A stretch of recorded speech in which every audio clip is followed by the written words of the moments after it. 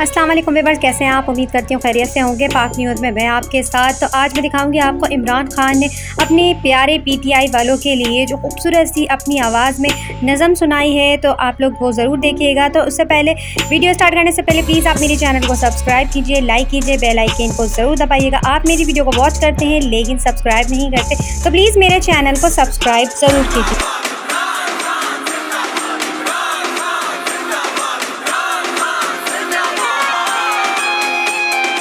इमरान खान तो जेल में है, मगर इमरान खान ने अपनी आवाज़ में एक खूबसूरत नज़म सुनाई थी और इमरान खान की कैद में जाने के बाद पीटीआई ने वो नज़म रिलीज़ कर दी है। इमरान खान की कितनी प्यारी आवाज़ है, उन्हें दुआओं में याद रखे, उनकी ये नज़म सुने। मुस्कुराता रहता हूँ, दुनिया से कहता हूँ, मिल जाएंगे मुझको ख्वाब भी। उड़ता हुआ तारा हूँ, जैसा एक नारा हूँ।